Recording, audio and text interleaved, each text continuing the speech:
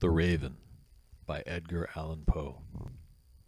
Once upon a midnight dreary, while I pondered, weak and weary, over many a quaint and curious volume of forgotten lore, while I nodded, nearly napping, suddenly there came a tapping, as of someone gently rapping at my chamber door. "'Tis some visitor," I muttered, tapping at my chamber door. "Only this, nothing more." Ah, distinctly I remember, it was in the bleak December, and each separate dying ember wrought its ghost upon the floor. Eagerly I wished the morrow, vainly I had sought to borrow from my books surcease of sorrow, sorrow for the lost Lenore, for the rare and radiant maiden whom the angels name Lenore, nameless here for evermore. And the silken, sad, uncertain rustling of each purple curtain thrilled me, filled me with fantastic terrors never felt before, so that now, to still the beating of my heart, I stood repeating, "'Tis some visitor entreating entrance at my chamber door. Some late visitor entreating entrance at my chamber door. This is it, and nothing more." Presently my soul grew stronger, hesitating then no longer. "Sir," said I, "or Madame, truly your forgiveness I implore. But the fact is I was napping, and so gently you came rapping, and so faintly you came tapping, tapping at my chamber door, that I scarce was sure I heard you. Here I opened wide the door, darkness there and nothing more. Deep into that darkness peering, long I stood there wondering, fearing, doubting, dreaming dreams no mortal had ever dared to dream before.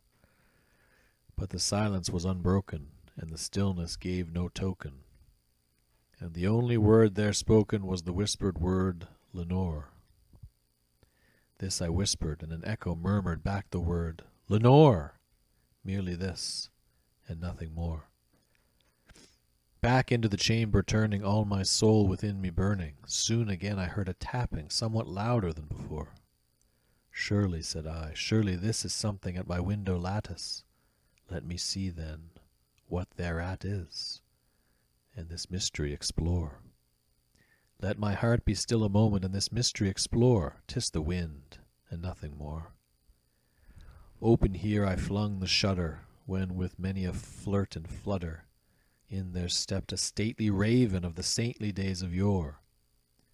Not the least obeisance made he, not a minute stopped or stayed he, but with mien of lord or lady perched above my chamber door,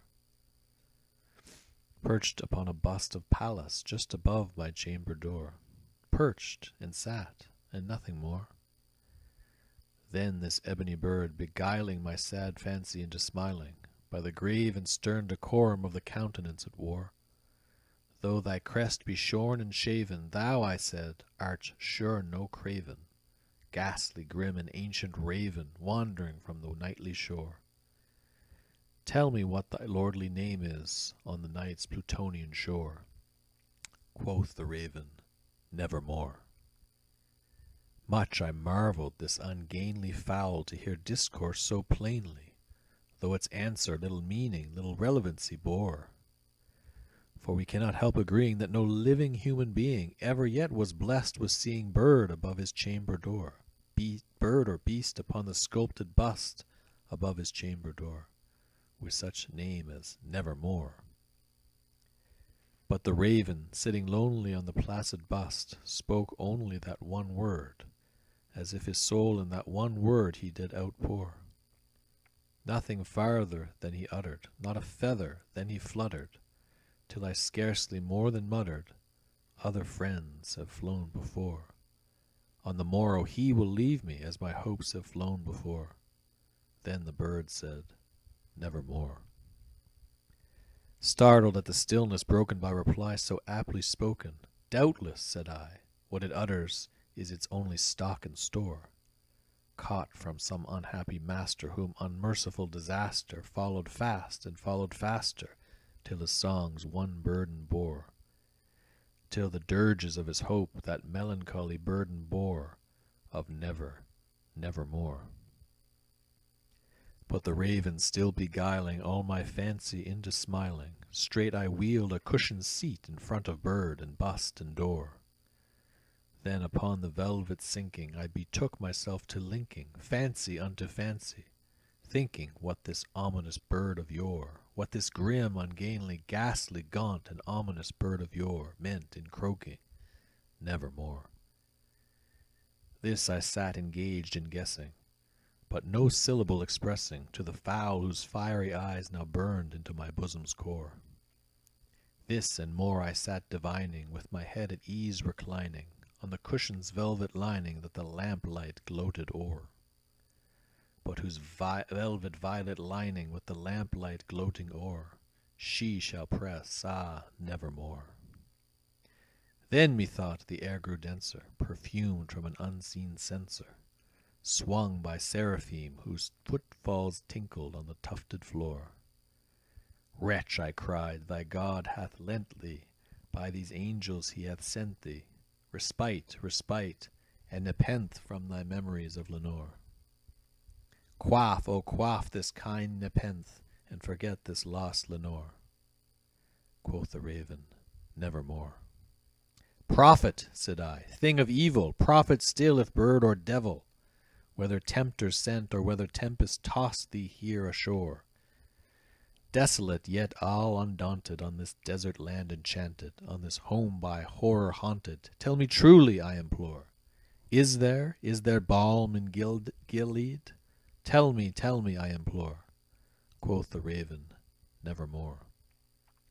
Prophet, said I, thing of evil, prophet still if bird or devil, by that heaven that bends above us, by that God we both adore, tell this soul with sorrow laden, if within the distant Aidenn it shall clasp a sainted maiden whom the angels name Lenore, clasp a rare and radiant maiden whom the angels name Lenore. Quoth the raven, nevermore. Be that word our sign of parting, bird or fiend, I shrieked, upstarting. Get thee back into the tempest and the night's Plutonian shore. Leave no black plume as a token of that lie thy soul hath spoken. Leave my loneliness unbroken, quit the bust above my door. Take thy beak from out of my heart, and take thy form from off my door. Quoth the raven, nevermore.